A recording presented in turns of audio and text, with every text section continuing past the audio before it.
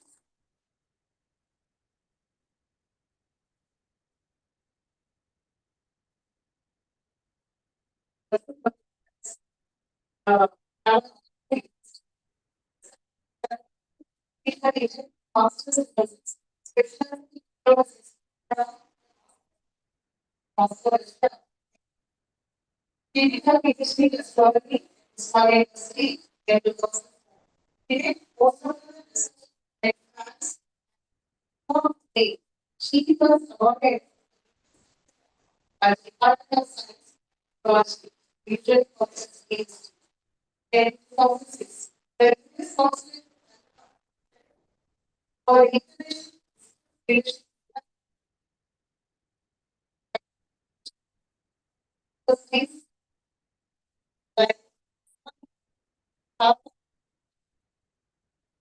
she has presented her work in India, Europe, this on the observation of the star formation, star clusters, present. She collaborates with groups in India. Priya visited the Smithsonian Center for Astrophysics, Dhaka, of the India. She's a mentor of the international team of the 40 years. Actually, of the formation and science and also various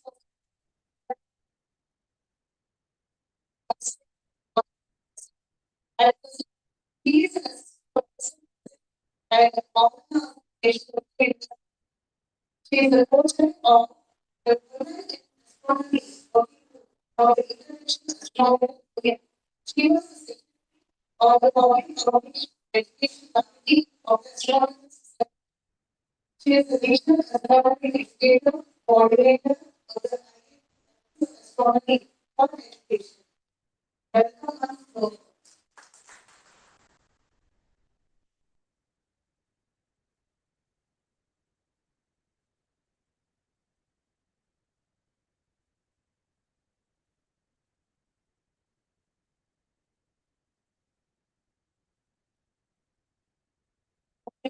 Welcome to the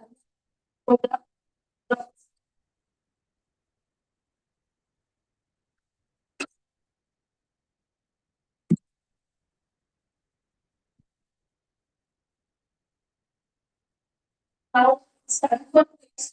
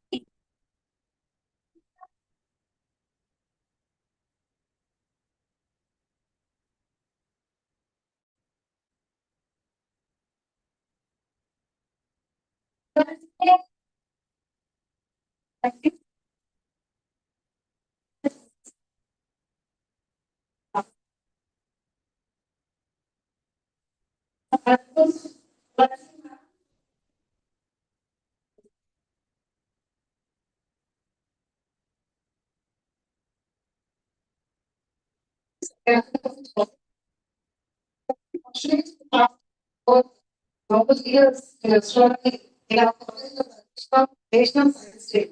It's very difficult. And when we went to model this month, I fortunately could be both of them. And I have come to know this so that uh, some lecture or to give some suggestions about this. There are three parts. I mean, at least 2 days. That is the workshop. Uh, taking students doing something. We have a lot many infrastructure problems in the college. So the city, they can answer question or not. They are interested in and that is also not problem. Then the initial program has changed Very nice. I finally go ahead like this only for one day. But during the next academic year, will show me better a better program because getting ready and do multiple labs also will be ready and we can take further from my sir. And we are very happy that my university and family all the for long distance to all college and ready for your helping our students. And I request all the students because we have worked hard and this is the biggest opportunity for you to meet such global people. Ability is not smart. Okay, so my sincere appeal to each and every student. So please follow lectures and hands-on sessions at any point of time. If you are getting it, don't hesitate and please ask. Okay, they are very helpful for us and very cordial. Get advice, learn something. At the end of this program, we should be in a position to say that I have learned this. Okay, thank you for bringing this.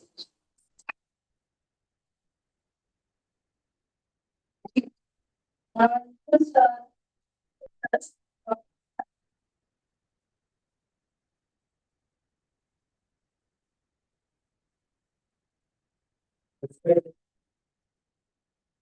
today, research person, Hasan sir, Hasan and workshop convened and my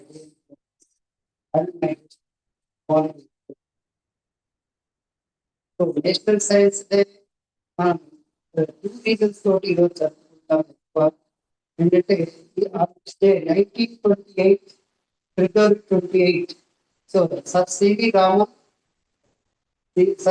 Raman Raman ఫలితాన్ని దానికి base చేసుకుని జరుగుతుంటాం అంటే science మీద మనకు శాస్త్రీయ దృక్పథాన్ని పెంపొందించుకోవడం కోసం శాస్త్రీయ అవగాహన కోసం రైట్ సైన్స్ విజ్ఞాన శాస్త్రం యొక్క ప్రాముఖ్యతను తెలుసుకోవడం కోసం రైట్ ఇప్పటి వరకు విజ్ఞాన శాస్త్రంలో జరిగిన విజయాలను తెచ్చుకోవడం కోసం వీటన్నిటిని ఉద్దేశం చేసుకొని మన భారత ప్రభుత్వం 1987లో సైన్స్ డే సెలబ్రేషన్ చేసుకోవాలని మనం చెప్పి దాని ఫలితంగా మనం ప్రతి ఇయర్ సైన్స్ డే సెలబ్రేషన్ చేసుకుంటాం. So present days science and technology రెండు సైన్స్ అంటే మనం పరిశీలనలతోటి ప్రయోగాలతోటి సంపాదించుకున్నటువంటి ఒక క్రమబద్ధమైన విజ్ఞానం. It never wrong, science never wrong. Technology may update, but science అనేది ఎప్పుడు స్టాండింగ్. సైన్స్ మనం ఒక హ్యూమన్ ఎక్స్పర్ట్ తోటి కంపేర్ చేయొచ్చు. టెక్నాలజీ అంటే ఒక ఇన్స్ట్రుమెంట్. Technology instrument. అయితే సైన్స్ హ్యూమన్ ఎక్స్పర్ట్స్ ఏది కూడా హ్యూమన్ ఎక్స్పర్ట్స్ యొక్క అవసరాన్ని టెక్నాలజీ ఎప్పటికీ మార్చలేదు. టెక్నాలజీ ఏం చేస్తుందంటే హ్యూమన్ ఎక్స్పర్ట్స్ ని నిపుణుల యొక్క భారాన్ని తగ్గిస్తుందే కానీ టెక్నాలజీ హ్యూమన్ ఎక్స్పర్ట్స్ ని ఎప్పుడు రీప్లేస్ చేయలేదు. సో మనం సైన్స్ ను టెక్నాలజీ రెండు బేస్ చేసుకొని ముందుకు పోతూ ఉండాలి. వన్ మోర్ థింగ్, టెక్నాలజీ వచ్చే ఇన్ కమింగ్ డేస్ టెక్నాలజీ మనం నేర్చుకోకపోతే మన జాబ్ కష్టమే, కొత్త జాబ్ రావడం కూడా కష్టమే. We should always in the position of learning, then we will be in society. That's enough. Thank you, madam, for giving this opportunity.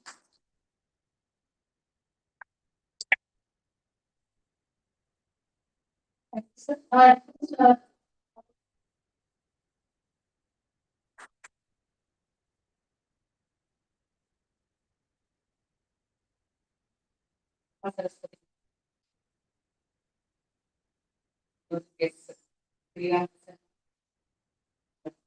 Hasan sir, welcome చెప్తూ మీ అందరికీ science day శుభాకాంక్షలు. సైన్స్ డే జరుపుకోవాలి, మాట్లాడాలి science వాళ్ళు. Science చదువుకుంటే subjects తీసుకుంటారు. కొంచెం బాగా ఇష్టమైన పీజీ ఇంకా వాళ్ళు ఇంకా డీప్గా తీసుకుంటారు. సో 10th వరకు వచ్చేసరికి సైన్స్ క్లోజ్ అయిపోతుంది. ఈరోజు February 28th. సైన్స్ డే ఏ సందర్భంలో జరుపుకుంటారు ఏంటి అన్నది కూడా చెప్పేస్తారు, చెప్తారు కూడా. అవన్నీ కాకుండా మన జీవితంలో సైన్స్ అనేది ఇంపార్టెంట్ అన్నది మనం కాలంతో మనం పోల్చుకుంటే, మీరు చదువుకున్న వాళ్ళు ఇప్పటికీ మనం సైన్స్ డే సెలబ్రేట్ చేసుకుంటున్నాం. అంటే ఇంకా చాలా నేర్చుకోవాల్సింది. మీరు నేర్చుకుంటూ మీ పెద్దలకి అది దగ్గరుండి ఇది మూలనమ్మకం నష్టాలు సైన్స్ వల్ల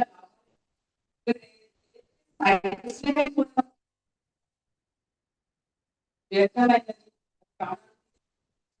చర్యలు దుష్ట చర్యలు వాటి పేరు నుంచి మనం వాళ్ళని అంటే మీ పేరెంట్స్ ని పక్కింటి వాళ్ళని పెద్దలు పట్టించుకోవాలి. అలాంటి awareness మనల్ని కల్పించడానికి మనకి ఈరోజు మన ఫిజిక్స్ ప్రొఫెసర్ వరలక్ష్మి వర్క్షాప్ ఖగోళ శాస్త్రం గురించి మేడం చెప్పడానికి వచ్చారు. విని వర్క్షాప్ అంటే విని నేర్చుకుంటూ దాన్ని మీరు 10 మందికి చెప్పడానికి ఉపయోగపడేవారు.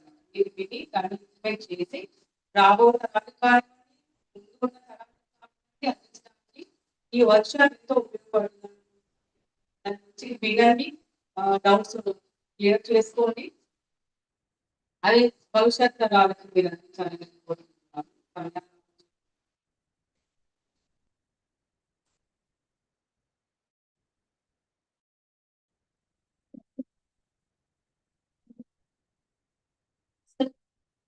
Hasan sir, speak to us.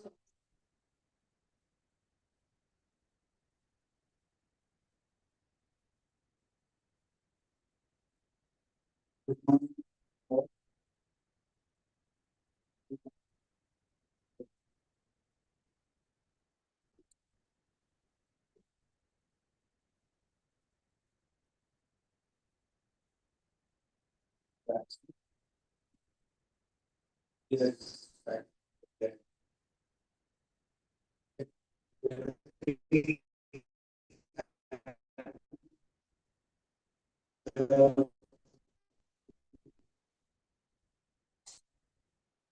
And by today as well, it is to commemorate the discovery of the Raman effect. Raman effect, I all know that we used when photons pass through a medium. And there is collision of photons and these molecules.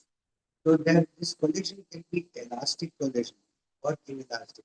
Elastic is when the frequency and the energy of the incoming photon as it collides and rebounces back or gets scattered remains the same. That kind of scattering is called Raleigh's. But Raman studied the inelastic collision. That is the frequency of the photon which comes and hits these molecules. When it gets scattered, its energy can be higher or lower, frequency changes as well. And that's one that's tremendous adaptation. What they do is peaceful diagnosis of this type. It's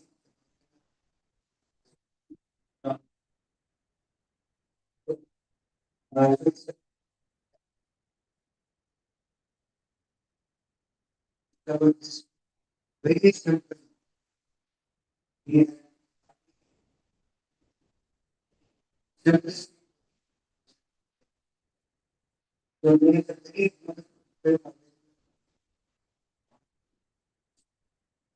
we want to have a look at that. Often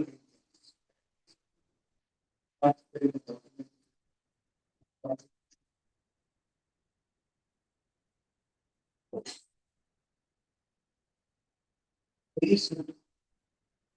So basically the point I am trying to convey is good discipline means we can implement this. So we can't say that we are and the in a small town or college,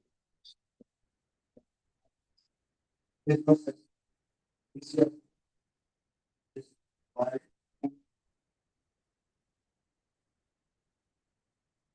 Astronomy, by the way, is for one reason is we have been teaching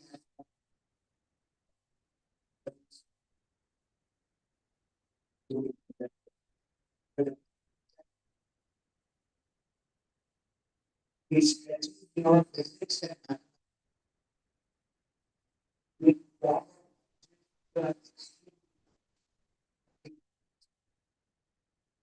it can be highly diffuse densities can be very, very or densities can be extremely large. It is transparent. So, to study these objects which can be very big as galaxies are very small stars. The mathematics also another and next to the we are going to discuss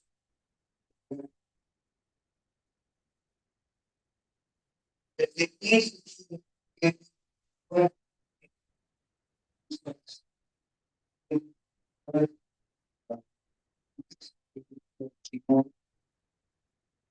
so as far as the subject of science, we can the third is that we are we are that's but then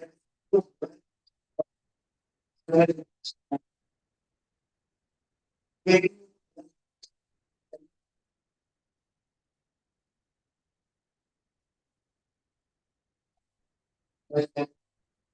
advanced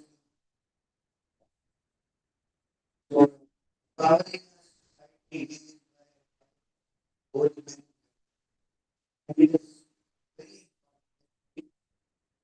empowered this this community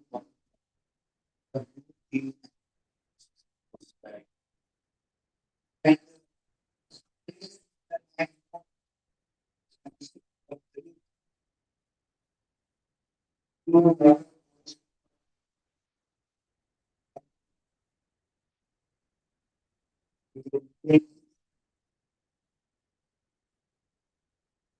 most of that was the and the population and the and not Chinese also. So these four things become first, second, third, fourth. But there are very few girls. In fact, I don't remember any girl coming with us to the field. Not that because they are not jealous, it's because of some bias in our society system, and it has to go. So we want to put the skills to the girls so that they can get into physical sciences as we are doing life science. So it is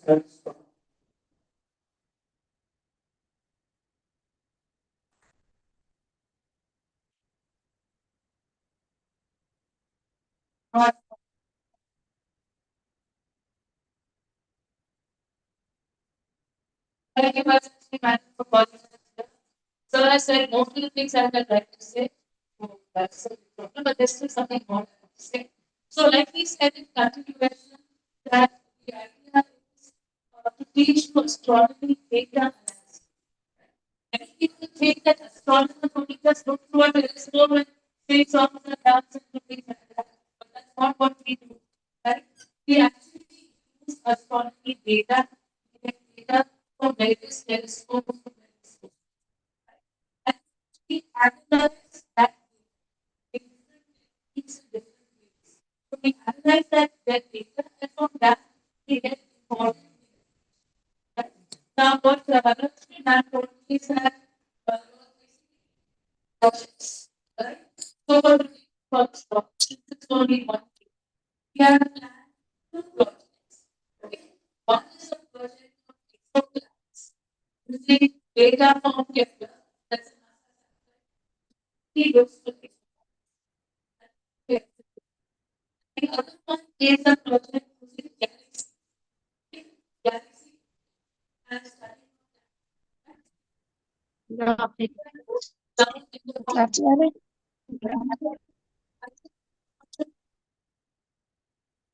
Let's see how.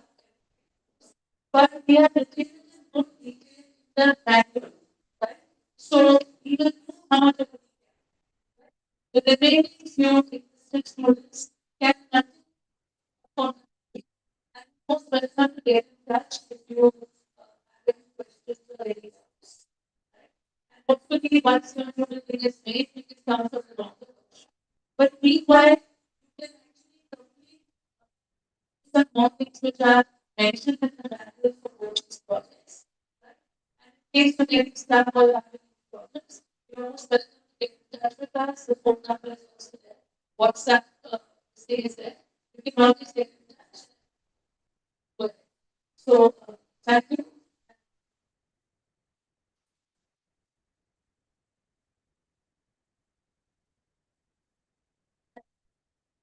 Uh, we will be taking the session of exponents. So planets change their world. I request students to stay here and many students virtual classes and lifestyles. First year, second and third year. Okay, please.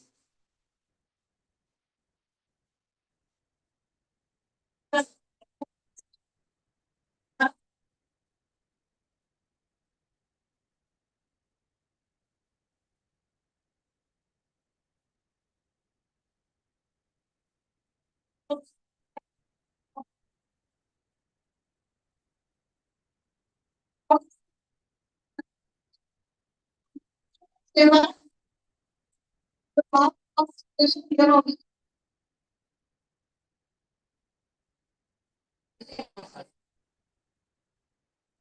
Yeah.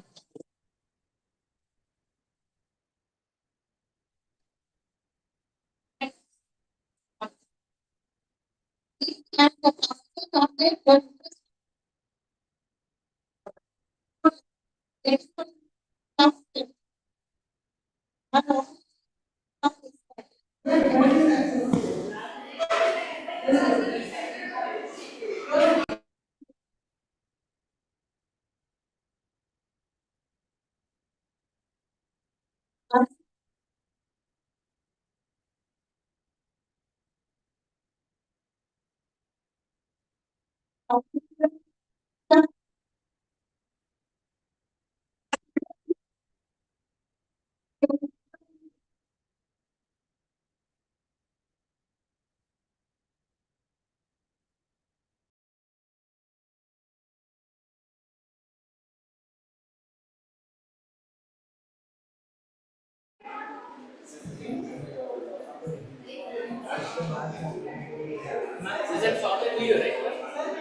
Sorry?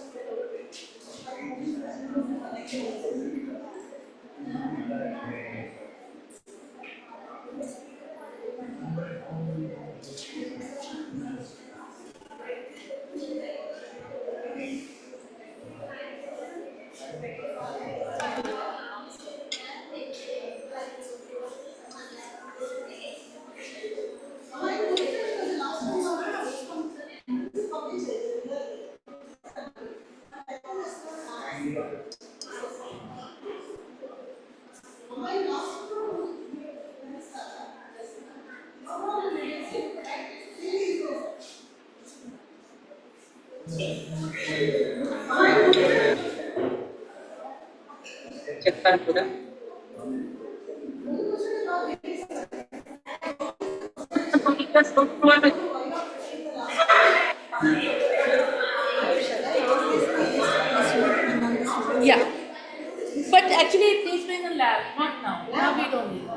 Now we don't need it, so we are good.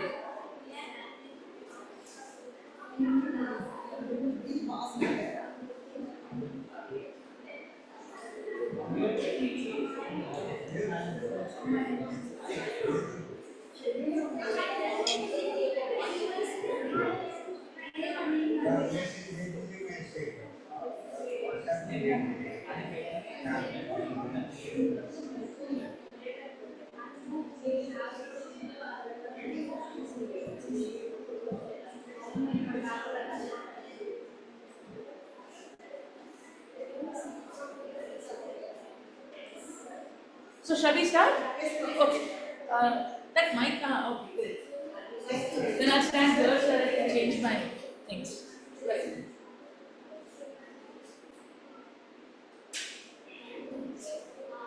You're separately recording?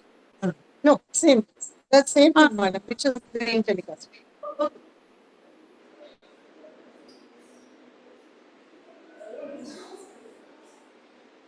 Okay, this is. Achha, yours is coming with this. So maybe I should pin. Achha, this is the pin. Same Zoom is recorded there. Yeah. It's already on YouTube, it's there. Okay, so shall we start?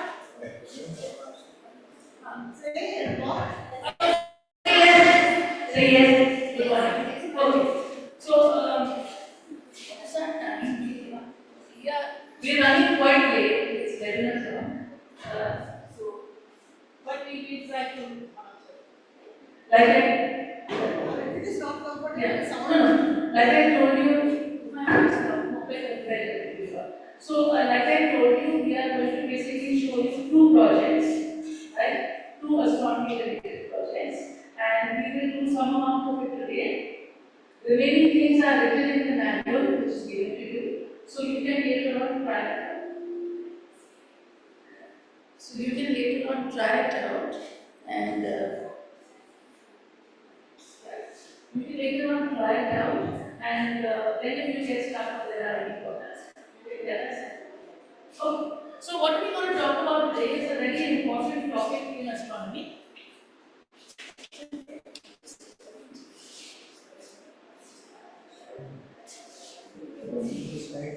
Yeah. So, in short, today we are going to talk about one of the most interesting topics in astronomy, which is called exoplanets. Okay? So, we all know that the universe is made up of, we are planets going around a certain star, right? And in our galaxy, we have our Milky Way galaxy. There are billions of such stars, right? So, billions of these such stars have billions of planets, right? And then Milky Way is not the only galaxy in the universe. You have billions of such galaxies, right? And these galaxies also will have their own stars and their own planets, right? So obviously the most important question that comes to mind is that are we the only people in this universe, right? If the universe is made up of so many galaxies and so many stars and so many planets and things like that, then are we the only ones, right? Should there be more life in the universe, right? And the start of this question comes up with the point of exoplanets. Because first of all, if you want to look for life, the most important that life has to live on some planet. So we want to look for what are called exoplanets. So we see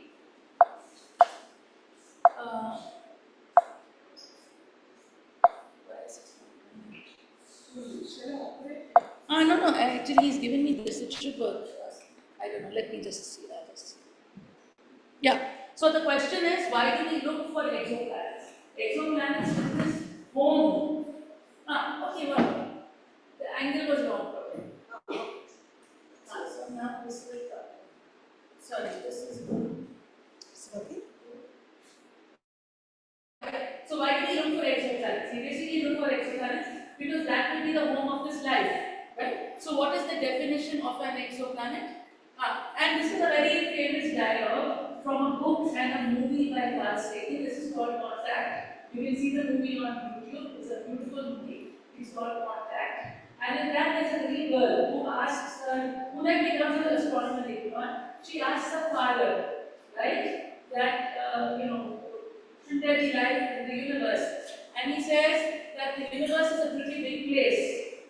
If it's just us, it seems like an awful waste of space, right? Because if you have these billions of galaxies with billions of stars and billions of planets, and you want to say, no, it's just us, right? And then it's an awful waste of space, right? Why should all this space have been made when there's no life elsewhere? So this was the argument that astronomer Carl Sagan, he proposed. He's basically behind what is called the SETI program. There's a SETI program, which is the search for extraterrestrial intelligence. You can Google it and read about it. So it has been a program which has been running for the past many years, looking for life. Okay, and this was the basic argument which he gave for it. That since the universe is such a big place, if it was not, I mean, it's obviously a awful waste of space. He says it's not like that, and therefore that was the argument he gave. So let's start with the definition of an exoplanet. An exoplanet is basically, and it's called an extrasolar planet. Means that the solar system has its planets, right? But we are now looking for planets around other stars, not the sun, but other stars. And such a planet is called an exoplanet. Okay, so there's a very good Star Wars, there's lots of science fiction. If you watch science fiction movies, there's always a lot about, looking about exoplanets, people going to other planets, you meet other strange creatures.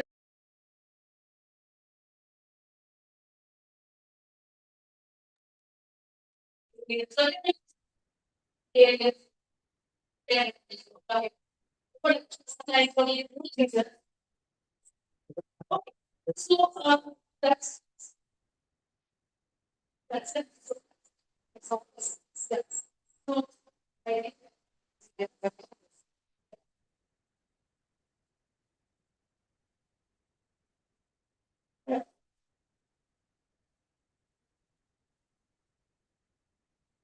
uh, that's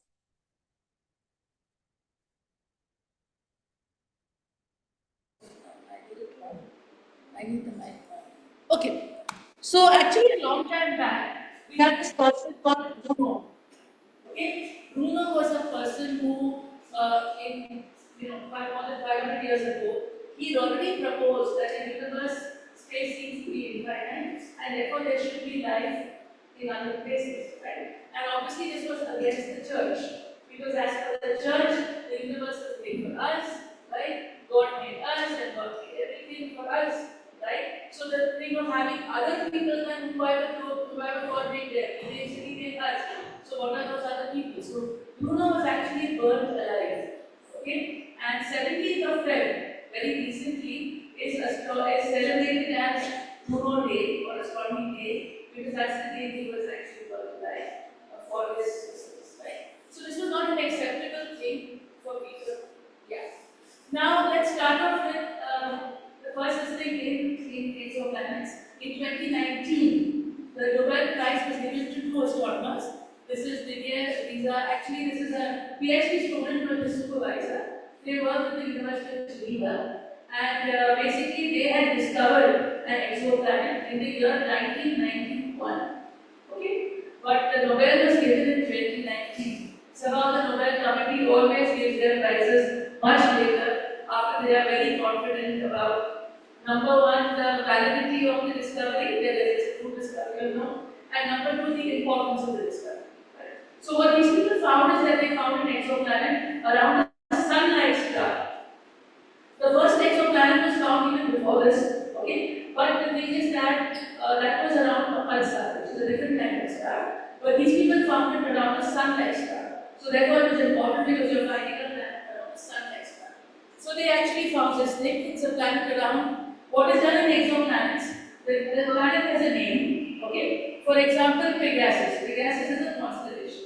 So you name the stars alpha, beta, gamma, 1, 2, 3, 4, 5, depending upon the star brightness, right, of the constellation. The star is called an A, and then B onwards is for the exoplanets. So B, C, D, etc., depending on how many exoplanets are found. That is how we give the names for exoplanets. So what they did is that this was given that, and this was actually one of the most awaited discoveries, but it took a lot of time, and we'll see why it takes so much of time to actually find exoplanets.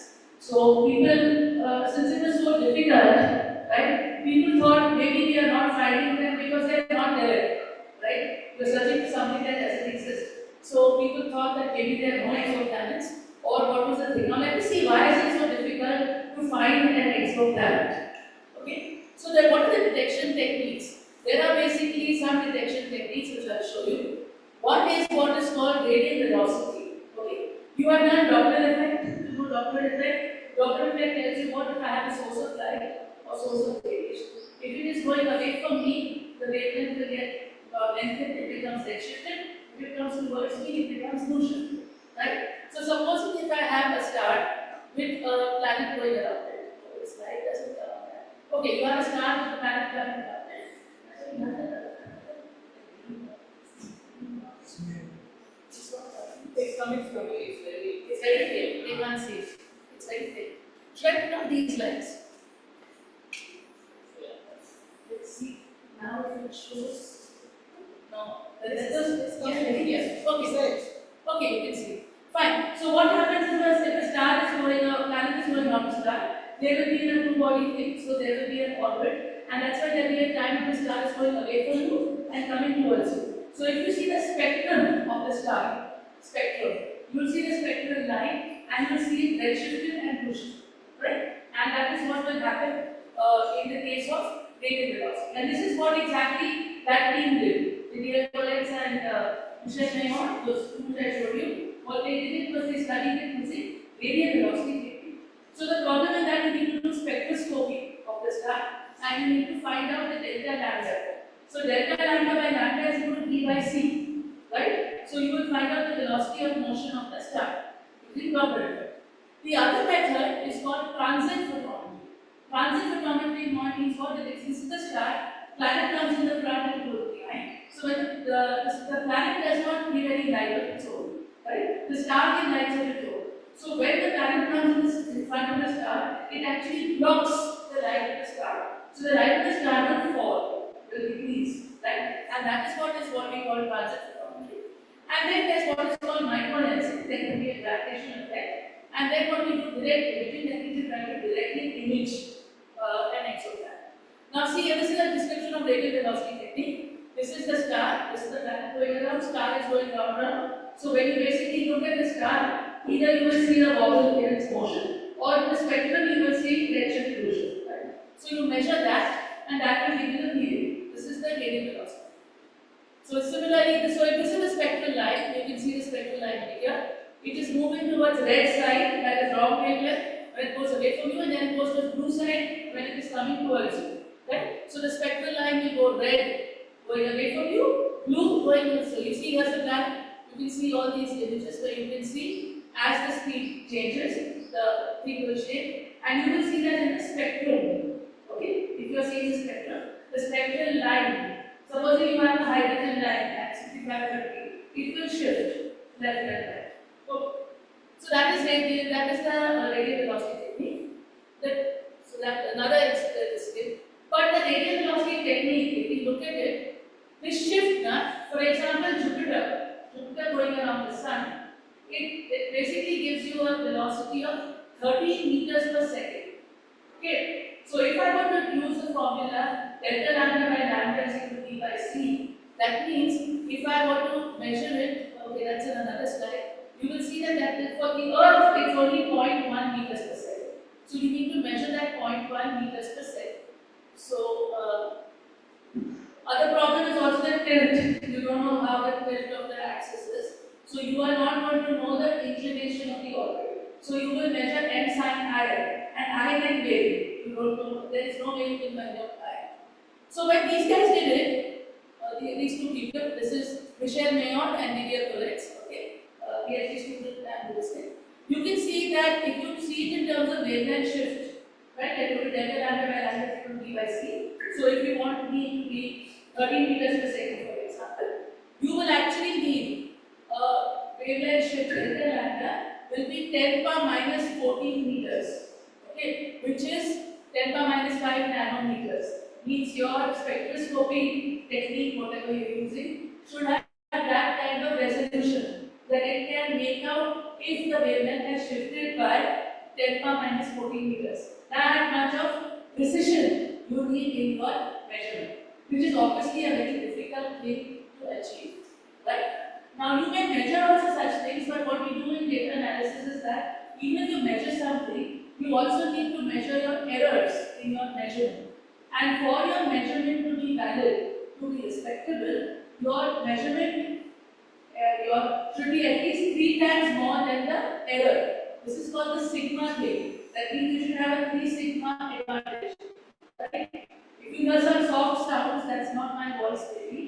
My voice has to be at least 3 times louder than background noise so that you can hear it. Right? So your error in your explanation has to be controlled so that your signal is heard. Right? So that is all. So measuring this is very difficult, and but it was done. The advantage is we still do it. It is difficult, but we can do it. So they actually did it when they did this in finding this 51 bed. This. But what they did is when they did it, they found this star seems to be like a hot Jupiter, I think, but it was very close to its star. Okay, it's a hot Jupiter which is 7 times closer to the star than Mercury is. Okay, so initially when they got these results, they actually were doubting whether the results were correct or wrong. Okay, because Mercury itself is very close to the sun, and now you want to have a Jupiter-like star so close to the sun, right? To a star, which is obviously difficult to produce. So they were not very confident, but they repeated their observations and they repeated their analysis, and they still kept getting this value. It was not true. We know now in today's times that even the planets of our solar system have actually migrated. Okay, they were not exactly born where they are now. They have actually moved forward and behind. So it's possible that the planet was formed somewhere else and then it moved inside. So the problem is that you have all these bodies which are interacting, all the planets with the stars. So you can have an exchange. The order in which they are standing, which you can see, it does move. That there is. So that was the story about this. So till 2012, this was the most used method, radial velocity method, which these people used using spectroscopy. Okay. But then after that, we had another method which we used for. So radial velocity has some problems. Basically, your signal is very small. You could have lots of errors and all that. You need to take care of all those things. Okay. Now this is the other method. This is called the transit method. Look at the transit method. In the transit method, the planet comes in front of the star. So you can see the brightness of the star has dipped, right? So you are looking at the star and suddenly it looks a little faint. Again, it becomes bright. So this is what is called the transit method. Okay, to actually look for exoplanets. Now, if we just take the example of the Earth and the Sun, okay, Earth going around the Sun, what will be the dip which you will get? It is the ratio of the area of the Sun, that is pi r sun squared, divided by the ratio of the area of the planet, that is pi r3 squared. So if I take the ratio of the two for Sun and Earth, you can see you have basically it's r star squared divided by r planet squared. Now the radius of the Sun is about 7 into 10 power 5 meters, while that for the Earth is about 6.4, right? So what happens if you take the ratio? Actually, this is in kilometers. Both are kilometers. Okay, Earth's radius is 6,400 kilometers. So this what I've written here is in kilometers. Sun is 7 to 10 power 5 kilometers. Earth is 6.4 10 power 3 kilometers. If I take the ratio, you get a number 10 power 4.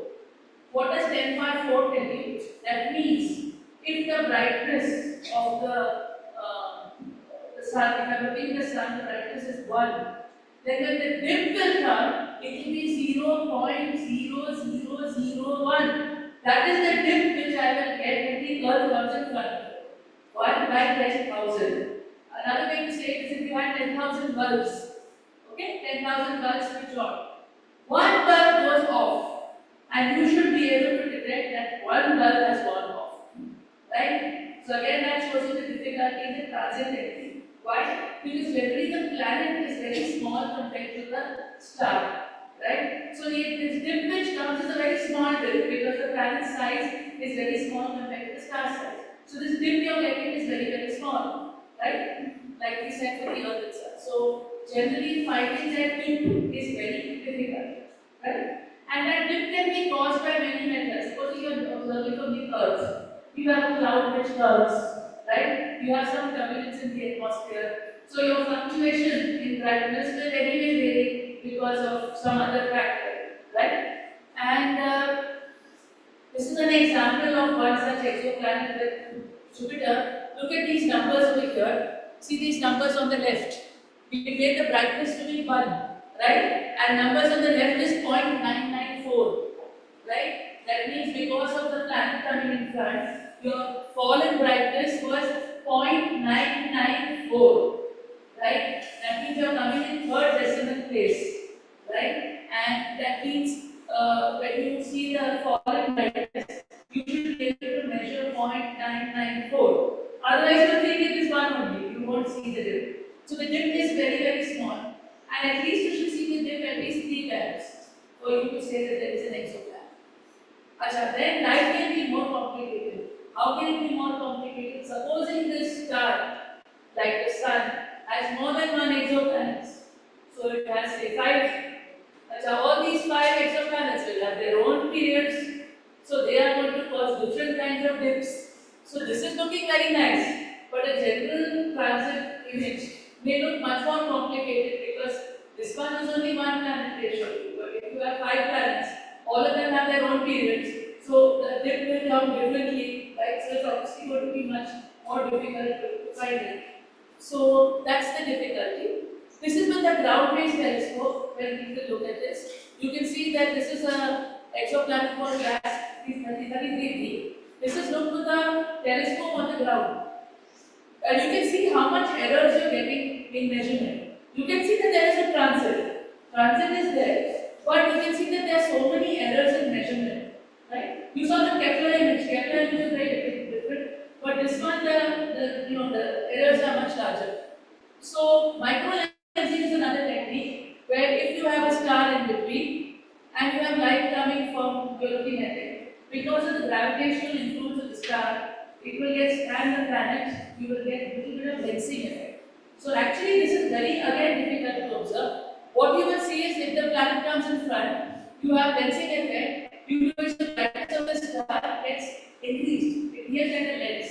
I hope you know this, right? That what does a lens do? A lens basically changes the direction of light, right? A lens basically changes the direction of light. Depending upon whether it's concave or convex, it will diverge or converge, right? Now we know that gravity also has an influence on light, right? So today we don't have the time to talk about it. Next time when we do it, we will also do a project on gravitational lenses. So actually in the universe, there are some galaxies, everybody, you and me also are gravitational lenses because we have mass.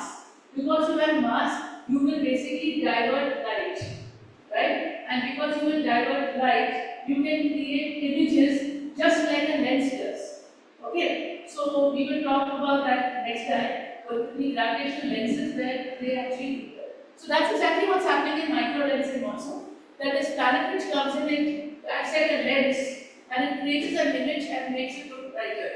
Okay? So that's what is called micro lensing. Again, you can look at it like this. The lens effect will make the light get brighter. Okay? Fine. Other technique which we always use to find exoplanets is what is called direct imaging. That means I look at the sun and I want to look at its planet. But we know that when we look at the sun, you almost cannot see Mercury. Mercury is impossible because it's very, very close to the sun. Sun is very bright, Mercury is very close to the sun. Next planet is Venus.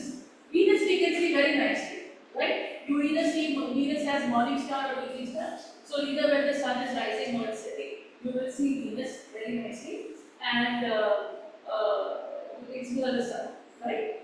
But if you are looking at it from far away, right? Generally, to look at the planet is very difficult because the star is very bright. So in telescopes, what you can see in that upper left image is we use what is called a coronagraph. A coronagraph is actually what an eclipse is. What does the eclipse do? It covers the sun and then you can see the outer regions of the sun. Instead of that, in a telescope, you can add something which will cover the image of the sun artificially. So So you are artificially creating an eclipse, and you cover that so the light will see from the other way. So if you look at that, the first upper one, you can see in this image, you can see this black coronagraph is put over here. It covers the light of the star, and you can see these other planets because I've covered it. If I had not covered it, you would have not been able to see that at all. But because this black thing is there, it's covering it, hence you can see these planets. Okay. Similarly, with these ones also, there are different techniques in which you can do direct images. Right? So that's the thing. Okay, so this is the way around direct imaging. You use a coronagraph, which is essentially what is happening in an eclipse. So this is covering the star. So covering the star, and then you look at it. So here's another example. This is a good example. It's a video which I think is good. Okay, that video will not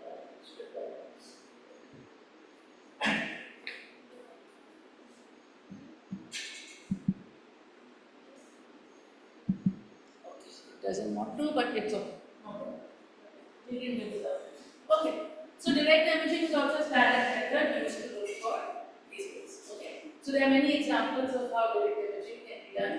So you look at that same image which I showed you in the beginning, where they have, like I told you, the star is called A. Okay. And then you start counting the exoplanets from B, C, D. So one is called B, and there's C, and there's D. Right? B, C, D. Similarly, this is another star called Beta Pictoris. Again, there's a coronagraph on it, and using that you can actually look at you can see Beta Pictoris B inside. Right? This is so, in short, I hope I convinced you that all these methods are difficult methods to do. Right? Now, the transit method, spectroscopy has a lot of problems. It's difficult to do spectroscopy. Okay? It's easier for us to measure brightness of stars, which is what photography. Right? And therefore, transit method is considered one of the best methods to use for looking for exoplanets. But the problem is this fall in brightness is very, very small, which can happen even because of your atmosphere. Right? So no problem. You decide to go outside the atmosphere. Right? So Kepler was a satellite which was sent out in space. Okay? So you send it out in space. In space, you don't have any atmosphere. You don't have any problem. So there's no, your errors in measurement of brightness will be minimized. So therefore, they did that. And what Kepler did is just it chose one part of the sky, and it just looked at that same part of the sky. That part of the sky has million stars. So for all those million stars, it basically gives you a light curve. It shows you how the brightness of the stars is changing, and you can use that to actually get light curves. So after some time, actually this one was. So Kepler was sent in the year 2009 and completed. I'll move this thing. Yeah, it's 2009. Okay, and but then there were some problems with the Kepler spacecraft, and therefore.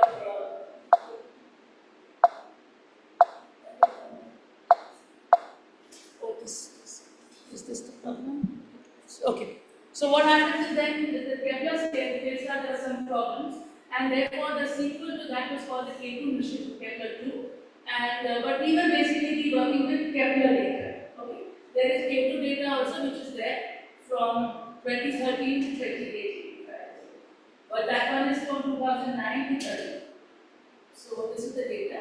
So what Kepler basically was there almost 10 years in space, and it observed about 500,000 stars, right? 500,000 stars.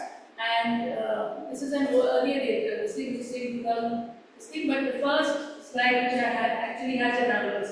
I forgot to read that out to you, but I can show that to you. Let me. Okay, we'll do that. We can Google it and see the number of exoplanets. It's about 5,000, 6,000. That's the number of exoplanets. There's another satellite also called TESS. So after Kepler retired in 2018, another satellite was sent, which was also sent in 2018. Again, TESS, like Kepler, TESS, their job is only to look for exoplanets, nothing else. They do only look for exoplanets. So TESS was sent out, and basically TESS almost looks at the whole sky. So another tutorial which we can do later would be using of TESS data. At present, they will Kepler, but you can also do TESS data. You can have a look at TESS data Analysis is very similar to Kepler. If you understand Kepler, you can understand this. It's slightly different, but it's quite similar. And the interesting thing about Kepler or test data is that, like I told you, this is 500,000 stars, right? Now the number of astronomers on this planet, right, is obviously not 500,000, it's a few thousand, right? Astronomers exist on this planet. Now the number of Kepler sources is 500,000, right? And not all these astronomers are studying exoplanets, right? Many of them are doing other things, right? So what happens is that a lot of the Kepler data is not yet explored. Not people have not yet checked it. Fine, they have done it with automated methods and certain methods. It's not that nobody looked at the data. It has been looked at. But individually you need to actually look at individual data, right? Because even if you do it in automated technique with some computer program or some machine learning, you can always have some mistakes. So ideally speaking, each object should be separately studied in detail, right? Which is obviously not happening because the number of astronomers are not so many as the number of exoplanets, right? And therefore here you have an example. This is an example of a student, a PhD student in Canada, and he actually, so some of these exoplanets, right, which are there in Kepler data, maybe nobody ever looked at it, right? So this guy, you can actually check his papers, he actually found 17 new exoplanets, which were not yet reported, okay? And of which one of them was even an Earth-sized this thing, which was in what was called habitable zone. I will tell you what is habitable zone. And actually, habitable zone is very simple. A habitable zone is a planet where water exists in liquid form. If water exists in liquid form, it's a habitable planet, as per our understanding. So this guy actually found these 17 new exoplanets. So in short, one thing about Kepler data is he saw that it is going to be repeating what other people did. First of all, you repeat what other people do, so you understand the analysis procedure, right? But after that, obviously there are a whole lot of objects which have not been studied by anyone, right? In geometric theory. So you could also be exploring objects which nobody has studied, right? Which would be obviously very interesting. So, I mean, various people are doing various things. And there have been various exoplanet missions, which have been actually, so there is Spitzer, Hubble also actually in a way looked for exoplanets, Spitzer, Kepler test, and then even now James Webb, after Hubble we have James Webb Space Telescope. What is the advantage of James Webb? It's a 6.5-meter telescope, right? So what happens is, if you catch candidates from your sources, through Kepler or whatever, then what James Webb will do is that it can do spectroscopy for it, because it's such a big telescope, right? So the initial James Webb images, it basically is spectroscopy for an particular compound. So James Webb can do that. So, and then there are obviously different types of planets. If you actually look at planets, planets could be gas giants like Jupiter, they could be rocky planets like the Earth, they could be various kinds of planets have been found. Okay? So if you actually see, there's some are hot Jupiters, some are rocky planets, some are lava worlds, some are icy worlds, all kinds of planets exist in the universe. You can actually see it. Only obviously we need to know that even when we're looking at Kepler, there is what is called the kind of objects Kepler will check. So Kepler will basically find, if you see orbital period, Kepler is the one in, it's the Kepler one side. So Kepler is in yellow and the blue dots are radial velocity. Okay? So Kepler, what happens is it basically will give you, if the period is a few days, then you will catch such exoplanets. So all the yellow ones, what you see on the left is the planet radius, the size of the planet, right? And this side is the orbital period. So Kepler will give you planets which have sizes in terms of radius of the Earth, right? So it's about quite a bit good range of radius you have, and period, but period will be within 100 days, because Kepler is with cables. But if you have a variation happening, say, in a minute, you will not capture it through Kepler. You will not capture Kepler. So another thing which is very important in astronomy is that there is what is called a bias, observational bias. Like for example, radial velocity technique. When you want radial velocity, you need that wobble is large.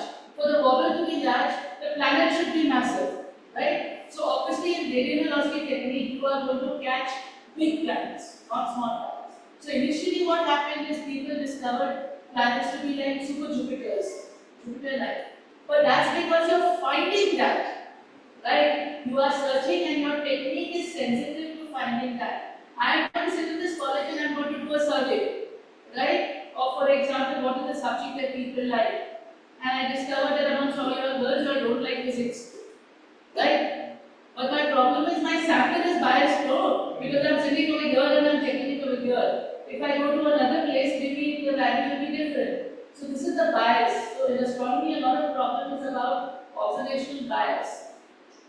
So if you're seeing exoplanets are Jupiters, most of them, it doesn't mean that all most exoplanets are Jupiters. Our technique is such that we are catching Jupiters because Jupiters have larger mass and larger radius. So they will cover and they will in the transit nicely. So I will catch obviously more planets which are bigger in size because I get a nice transit dip. But if the planet is small in size, the dip will not come very well. So I would think there are no small planets, but that's not true. It's just that I am not catching them, right? So you need to be careful about that. So, in short, there are different kinds of planets, different size distribution. You can study this more in detail later on. We won't go into we don't have time, so I won't go into that. But in short, you can have a size distribution. If you see the ones that are discovered, right? Obviously, you can see size distribution. There are more which have planet size of Earth is 1, and you can see that as you're going that, you're actually seeing more of that kind. There is a problem. Yeah. And similarly, we also do mass radius. In today's tutorial, you will learn how to find out for the exoplanet. You will find out its mass, its temperature, its radius, its orbital distance. Okay. Once you know mass and radius, right, then you can find out density. Why density? Because density is mass upon volume. So you do mass divided by 4 by 3 pi r cube, that will give you density. So then you will get the density of the exoplanet. So obviously the density of the exoplanet will be different if the exoplanet is made up of just like Jupiter, which is a gas, or it is like the Earth, which is made up of rocks. So you will get a different density. So the other important thing is like, for example, if you have a star and you have over certain planets down there, obviously the planets which are close to the star are going to be super hot because they're very close. So that's how it happens in our solar system also. Mercury is basically an iron ball. Okay? So actually Mercury, what it does is crazy. When it faces the sun, it is super hot because the iron ball gets hot. But when it doesn't face the sun, it becomes super cold because it's metal, it can cool, right? But for example, Venus has what is called the greenhouse effect. You have all the carbon dioxide sitting in the atmosphere. And therefore, what happens in the case of Venus is that Venus traps all the sunlight, right? So the heat stays with Venus, due to which Venus remains hot even when sunlight is not falling, because it is doing greenhouse effect, it is basically trapping all the sunlight. And therefore, it looks bright, right? At all times, Venus looks bright. But a fun thing is, if you see Venus through a telescope, right, you will actually see phases of Venus, just like the moon. You see crescent moon, half moon, full moon. Like that, you will see it for Venus. Why? Because if this is the sun, this is Venus, this is Earth.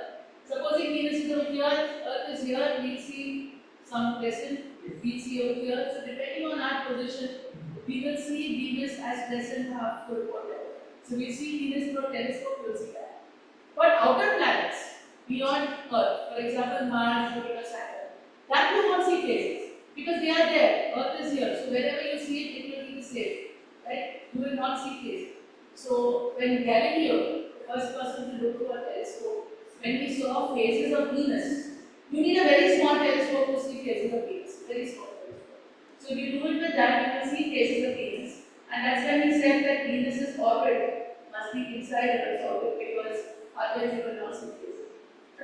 Anyway, okay. So in short, the heat districts. So as you are going out, the Earth has a certain temperature, and as you go to further planets, it obviously becomes colder and colder because it's further from the sun, right? So if you do the habitable zone, like I told you, habitable zone is the area in which the temperature, the water will be in liquid form, right? And therefore, you can, for any star, you can define its habitable zone, right? So when we do this calculation today, you will see the temperature of that planet and you will be able to say whether you think the planet is habitable or no, based on its temperature. So for anything, you can actually calculate the habitable zone. We check for all the exoplanets what are the values of habitable zone. So if we actually see, estimate, if you say you have got 100 billion stars which are like the sun, right? We won't know about what is kind of that, but 100 billion stars which are like the sun in our galaxy, right? Then if about one third of them have Earth kind of planets, then also you would have about 30 billion Earth-sized planets in our galaxy itself, not other galaxies, in our galaxy itself. And then if you were to add bigger planets and all that, then you would have even much more, maybe 100 billion. So our galaxy itself does have many exoplanets. We have discovered about 6,000 of them. But obviously, as our techniques are improving, we can discover them. Okay, so I won't go into these details, but there are various kinds. What people do is, because now you have 5,000 exoplanets known, so you can actually check out what is the distribution of masses, of sizes, of temperatures, how many are habitable, how many are not, various parameters for these exoplanets. And a lot of people are actually doing this full time, right? Because like I said, it's a very interesting question as to are we the only life on this planet. So if we want to look for other lives, the first step we need to do is look for exoplanets, which are habitable.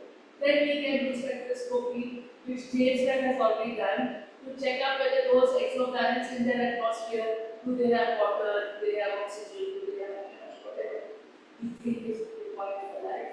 And then we can check out that. So a lot of people are actually doing this full time, looking at, and there's lots of statistics available on all these planets, like how many are multi-planet systems, what are their orbits like, various things. We won't go into those details. And what is the distribution of masses, what kind of masses do these planets have, what are hot Jupiters, right? This is an old picture, 3,700. Now we are between 5,000 6,000.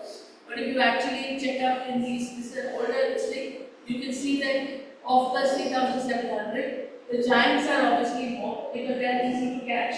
We catch the giants more, the terrains are less, and you get different types. If you actually see with Kepler and TESS mission, this is also old, this is January 2020. Now the numbers have changed. You can actually see which are the different exoplanets found. Now, the James Webb telescope is also adding one to this thing. What it does is it can actually do. So, what in the first 5 pages of James Webb, there was data of this exoplanets for class 960. And what James Webb basically did is give this spectrum. It basically found that this exoplanet has water, which is an important thing. So, James Webb can actually do that. So,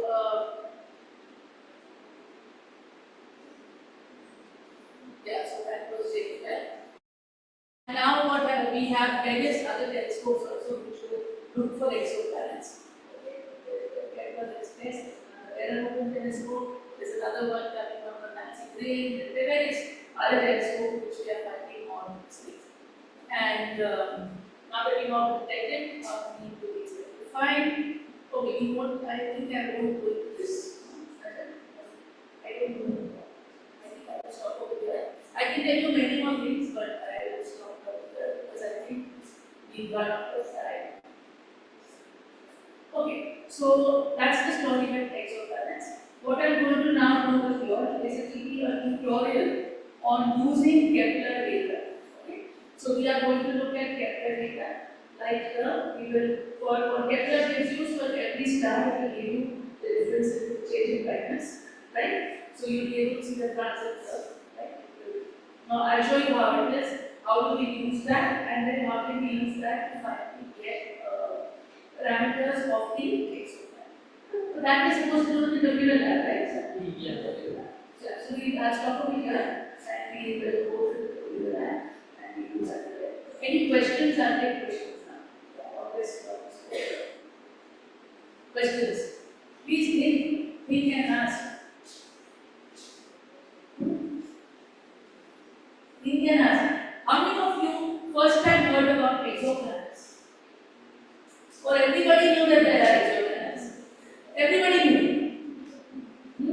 that there are planets outside our solar system? How many of you got to know first planet that there are planets outside our solar system? Nobody. Wow. Only you. Great. Very good. One honest person over here. That's very good. All of you knew what are exoplanets. Huh? So beginning of the lecture, I asked you what is exoplanet, you would have answered. Huh? Now, yes, but actually before, how many people knew that there is a reason why we think that there should be life elsewhere in the universe? We cannot be the only ants which are sitting on planet Earth. And you have so many planets all around. We know that even our estimated that the Milky Way at least should have 100 billion planets. Then how can it be only for us? How many of you are convinced that there should be life in the universe? Other than us? Not even 50%. Look at this, this is maybe 30%. How many? Only 30%. Remaining 21 years is meant for us only. Huh? Offer extra space. Most of you don't think there should be. I mean, yeah, same question. How many of you will think we should actually look for life? Yes, we should look for life. Yes. Okay, now. Let me copy this. Not much. The remaining people, I don't want to that. You don't want to search for life. Huh?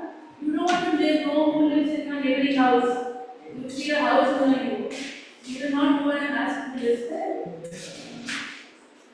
If you have a neighbor, new neighbor, who comes, you do not go and check who came to that house, who is your new neighbor. You will check, no? So it's the same thing, no?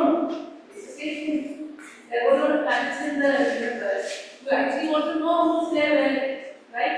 Because in that, all our understanding of, for example, biology, we think life is what we see on planet Earth, right? But the next big question is that what kind of life can be there on other planets, right? It needn't be carbon-based life.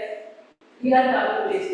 It needn't be carbon-based. It needn't be life which needs water. Why should they need water, right? Why should that life need oxygen? It can be life without oxygen, right? It can be life without water. It could be any kind of life, right?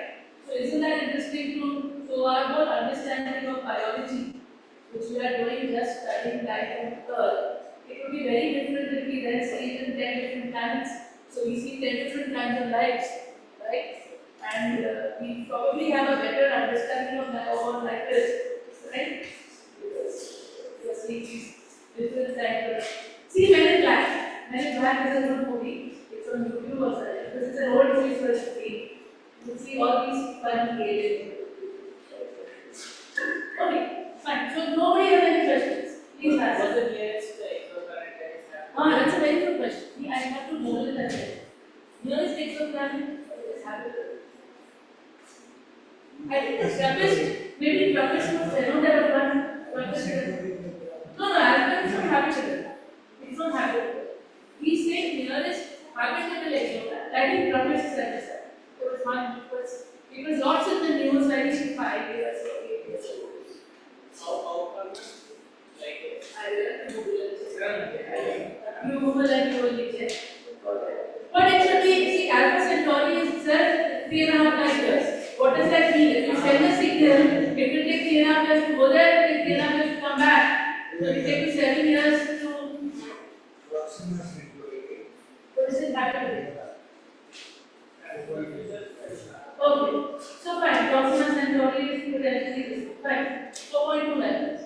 But 4.2 light years means you will say hello, they will hear it after 4.2 years, and they will say hello, after 8 years you will hear that. Then you will start a conversation with them. Every 10 years you will pass some messages to each other. Like that. That's it. So, and it also is not just messages. Even if you want to travel at the speed of light, you will take that long to reach them. So that's yet another problem that if you want to contact them also, how are you going to contact? Those are good. More questions? Huh? so, I'm sure India is how will they get home? Like, they confirm that that must be long, like, now, all this study data. So you may find some exoplanet closer than possible. But Alpha planet. But there are certain category of exoplanets which are called freely floating planets. Freely floating. So that means they are without a star. So if there is a freely floating planet closer than Proxima Centauri, even that can happen. Whether it's habitable or not is another topic. That is another story. But they could be attached to a star is Proxima Centauri. But free floating planets. But for now, it's also that. Our government has no requires India government is that's not bad. Come on. Is it possible that if there is another light in Yeah. universe, then like this, No, I can't answer it. Sorry, I don't know. We have no idea. Yeah. Yeah, we don't know, sorry. We don't know. We haven't found, so we don't know. But I'm saying for that, what you need to do is see science fiction movies. You see all kinds of happy aliens with all shapes of. Generally, they are green. I don't know why they make aliens green. There's no reason that aliens should be green. Right? Generally, they always make green. They could be blue or purple. So we'll stop over here and we'll move towards the lab. What do you want to do? Okay, you ask her. Sir is saying that should he do both the talks now only in this room because he has a project. There is also Here also. one with the projector. Okay. However, it is comfortable. No, he's saying that he can give that talk down. Then afternoon we only do that. Okay, okay. But lab is only 15 systems. That is the problem. That's okay. Not that. Okay. You want to give your talk now? So, but thanks. You'll connect to Zoom. Okay. Then I will stop share. So we are slightly changing the schedule. In the sense now, Sir will also give one more theory talk. Okay, he's talking to you about galaxies, and then later on we give the schedule that and do all the time. Then I get a break. Yeah. Okay. You are not a co-host. Acha, tea break for students. Okay, stop.